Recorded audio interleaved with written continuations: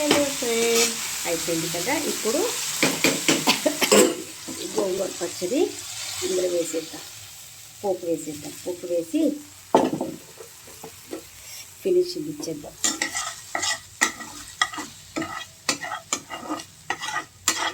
చిన్నది కూడా కళాయికి ఉండకూడదు, ఎందుకంటే మనం కష్టపడిన డబ్బులు ఫ్రెండ్ ఇవంతా.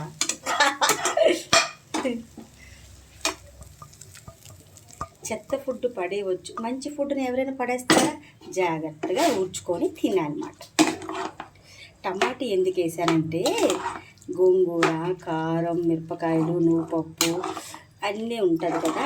టమాటా కూడా ఒకటి బాగా నూనెలో వేపి వేస్తే అబ్బబ్బా, మన చనిపోయిన తాత గుర్తు రాకపోతే నన్ను అడగండి. ఇప్పుడు 10 days ఉంటుంది. వేడి అన్నంతో పాటు కొంచెం నెయ్యి వేసుకుంటే ఎట్లా ఉంటుంది? రజనీ నవ్వు లెక్క ఉంటుంది. నాకు ఇది చాలా ఇష్టం ఫ్రెండ్. షూట్ ఉంది కంటిన్యూగా అంటే ఇదే పట్టుకెళ్తా అంతే. కొంచెం రైస్ వండుకోవడం, బాక్స్లో ఇది పట్టుకెళ్ళిపోవడం, నెయ్యి బాటిల్ పట్టుకెళ్ళిపోవడం అంతే. మా నాన్నకి గోంగూర పచ్చడి చాలా ఇష్టం ఫ్రెండ్. అంటే అందరూ ఒకలాగా చేస్తే అది రజనీ కిచెన్ ఎందుకు అవుతుంది ఫ్రెండ్? చాలామంది టమాటా వేయరు కదా. నేను పోపులో ఖచ్చితంగా టమాటా వేస్తాను. టమాటా బాగా వేపిన తర్వాత ఇప్పుడు ఇందులో మనం ఆనియన్స్ కట్ చేసి వేస్తే పాడైపోతుంది ఫ్రెండ్ చట్నీ.